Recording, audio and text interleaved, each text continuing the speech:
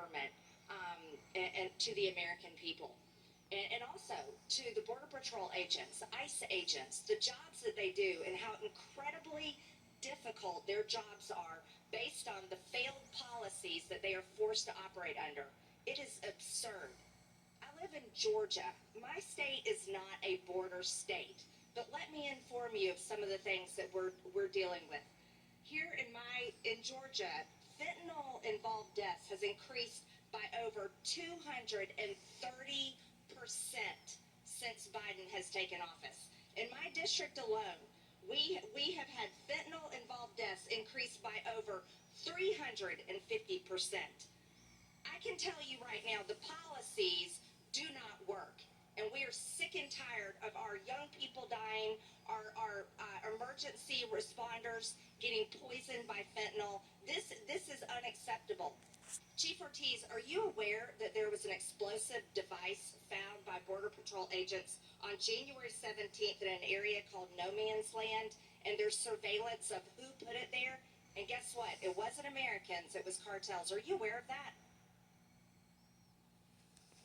Thank you, Congresswoman, and good to see you again. I will tell you that some of this information that I receive in a confidential skiff, so I'm going to be a little hesitant of briefing what I know and what I don't know with respect to some of those, an event like that. I understand, Chief Ortiz, but I'm not going to be confidential because I think people deserve to know. Our Border Patrol agents should not be in those type of conditions where they are at risk of being blown to pieces by the cartels, who, by the way, are criminals. And they should be treated as such. As a matter of fact, I've co-sponsored legislation to declare war on the cartels because they are definitely declaring war on us, the American people, and our Border Patrol agents. And I've had enough of it, and I know Americans have had enough of it. Mr. Kagan, are you aware of such explosive device being found by Border Patrol agents? I'm not.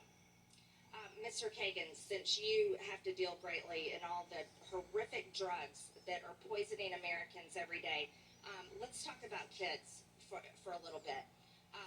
We were just told this morning that kids aged 13 to 17 are being recruited by the cartels, dangerous cartels, even MS-13, and they are being used to smuggle drugs, traffic drugs into our country, having it taped across their bodies. They're also recruited because many of them have U.S. citizenship because they've come in our country, and they're used to drive and smuggle humans and drugs back and forth across our border.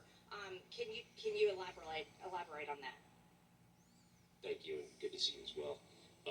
The cartels are very good, and transnational criminal organizations are very good at going after vulnerable populations. You see that with the immigrants that are coming up. You see that with, as you're talking about, kids. This is something that has gone on for a long time. I worked in Mexico for 4 years. So here, seeing cartels, seeing TCOs go after vulnerable children and vulnerable populations is something that definitely happens. They will go after any vulnerable population in order to move their drugs north and or move their guns and profits south. Yes, so but yes, Mr. Kagan, let me interrupt you for a minute. This has been a large increase in just the past 2 years in how many teenagers and even children are being used to traffic drugs. The increase is there, and it's showing that the policies are failing. I'm sorry, ma'am, I didn't catch the question. I said there's been a large increase in children being used trafficking drugs into our country and being recruited by gangs. And it's just happened in the past few years, and the policies are failing. So what change needs to be made? I don't have data on the increase in children being used. My time that I'm speaking about goes all the way back into 2007 to 2010 when I was in New Mexico. So I don't have any comment on increase or decrease. So that's not, as an investigative arm of DHS, not here to focus on. Well, I can tell you right now, I have the statistics. Deaths of 350% in the past 2 years in my district from fentanyl. That's proof that the increase is there, and we are devastated. Sorry, I didn't mean to be disingenuous. There is definitely increase in fentanyl coming here. There's definitely, we all have seen the increase in death in children. I was just on a panel a few months ago sitting next to 3 parents who had lost their children. It's the hardest time that I've ever had to testify in my entire life. Then I think, you know what I think, you guys, and I'm going to be really honest with everyone. I could care less about politics at this point. All I care about is policies put in place that allow our great men and women to do their job to secure our country. And our country is not safe.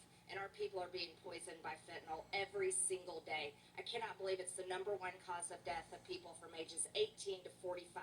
That is unacceptable. And I think that we need to all be honest, and who cares about who our boss is and who cares about who's in office. We need to be honest and forthcoming about the changes that need to be made to secure our country, because America is all of our home. Now, it doesn't matter about Republican, Democrat, or who cares. It's everybody's home. And what I would like to see done is a real frank conversation about what to do to fix this problem. Thank you very much.